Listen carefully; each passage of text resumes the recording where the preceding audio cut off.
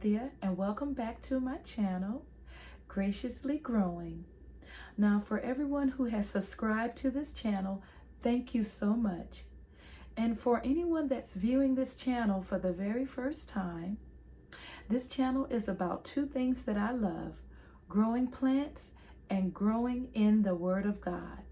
Now, today I want to show you my collection of aglaonemas, aka Chinese evergreens.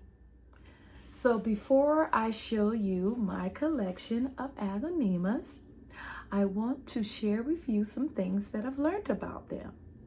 Now, their genius, which is just their family, is the arum family, A-R-U-M. And they come from a subtropical area, mostly in Asia. Now, as far as soil, as long as the soil is well draining, aglaonemas seem to be quite happy and thrive.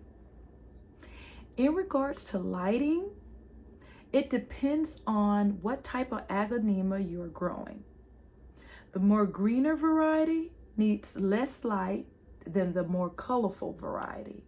So if you have a greener type of variety, you can have it a little bit further back from the light.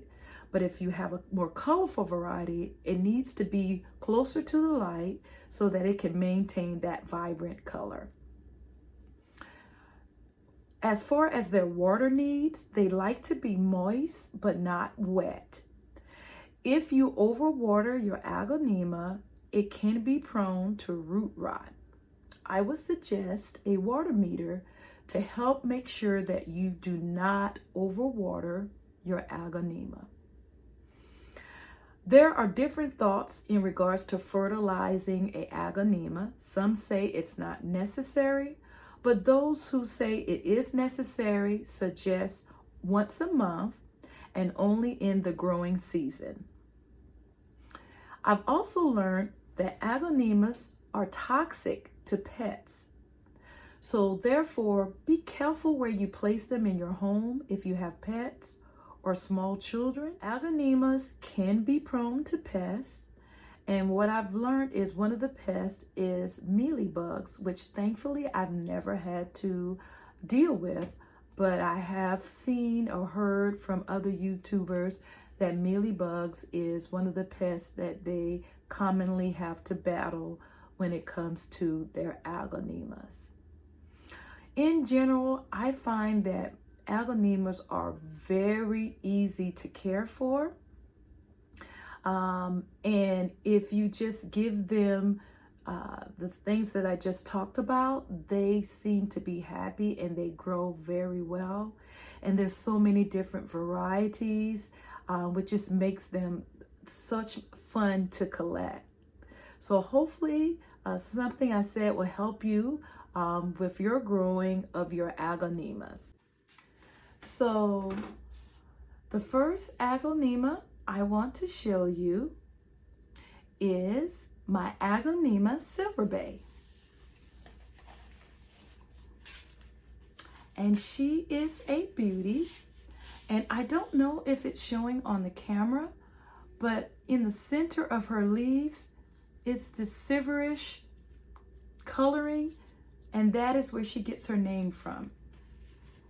Now, this particular aglaonema I actually got from a hardware store. We have here in the Pacific Northwest a hardware store called McClinton, and they sell plants. And she was on the clearance rack for about $7 because she was dying. And when I brought her home, I realized that she had been overwatered and she had root rot. And so what I had to do is repot her. Well, first I had to take her out of the original pot that she came in and cut out all of the roots that were rotting, and then replant her, and she has been doing well. And so this is my Aglaonema Silver Bay. Next, I want to show you what is called a Aglaonema Aurora or a Aglaonema Siam, S-I-A-M.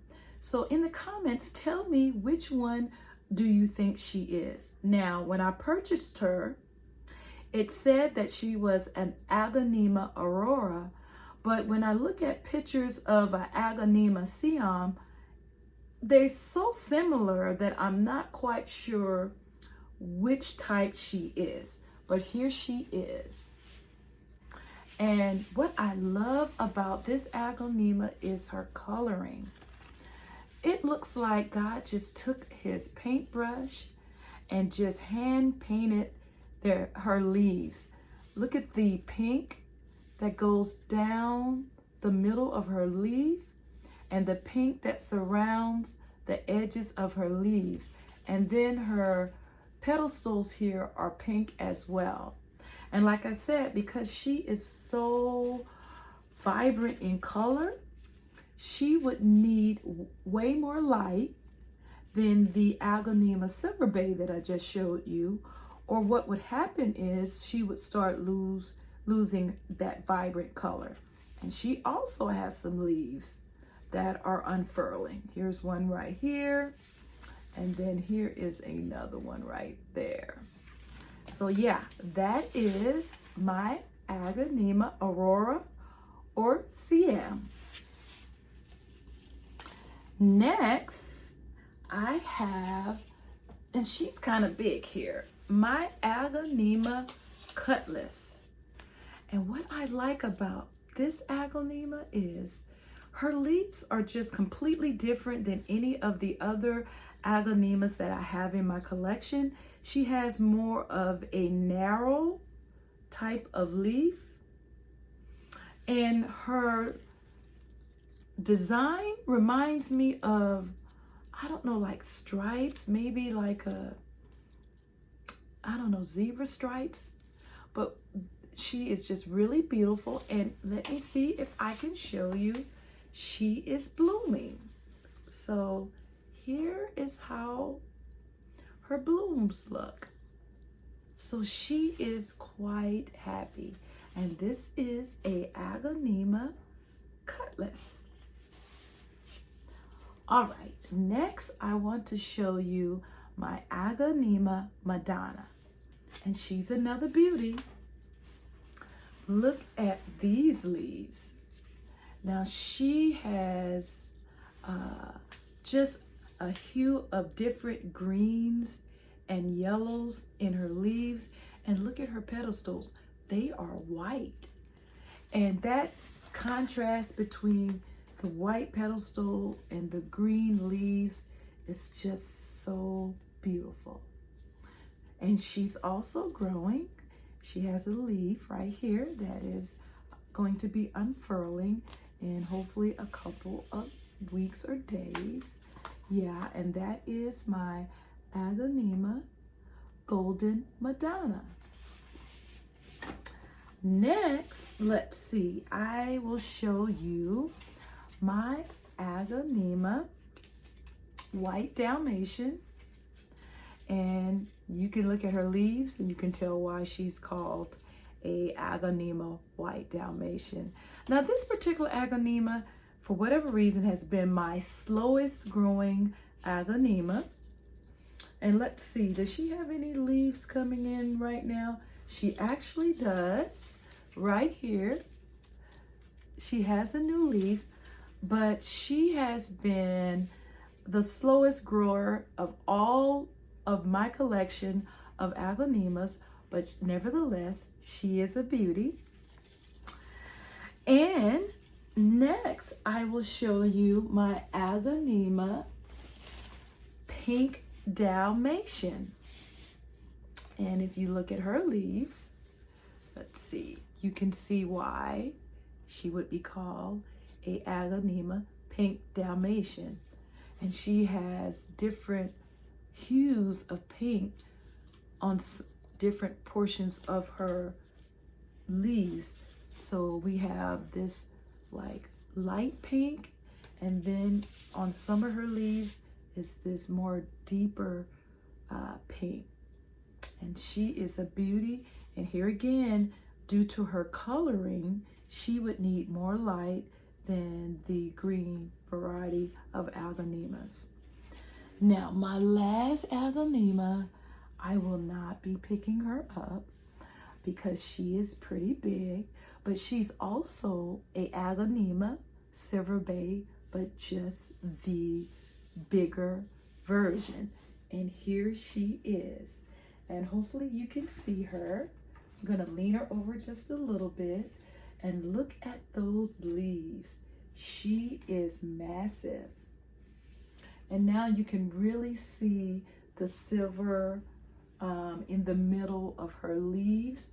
Now this leaf is new, and I don't know if it shows on camera, but it is a lighter green than her more mature leaves. So when she comes in, her leaves, when she unfurls, they are a really lighter color green, and then as they mature, they get this deeper green with the silver on the leaves. So yeah, those are all of my aglaonemas that is currently in my collection. So before I end this video, I want to share with you what I call my aglaonema wish list. So these are aglaonemas that are not currently in my collection, but I would love to say that I do have them. The first one is a Aglaonema Emerald Bay, and I am going to try to put a picture on the screen of each of these aglaonemas. Second one is a Aglaonema Chocolate. I would definitely love to have her in my collection as well. Also, the Aglaonema Black Lanea, Lanea. I'm on the hunt for her as well. And the Aglaonema Deborah. And next would be the Aglaonema Leprechaun, followed by the Aglaonema Red Sumatra. So those are the aglaonemas that hopefully in the near future I will be able to find and purchase and add to my collection. So guys, that is the end of today's video. Thank you so much for watching. I hope you enjoyed this video. I definitely enjoyed sharing with you my collection of aglaonemas. And I would ask that you please subscribe to this channel and like this video and comment in the comment section about what was your favorite aglaonema of all of the aglaonemas that I shared with you today. And like I said earlier, what is your aglaonema that may be on your wish list?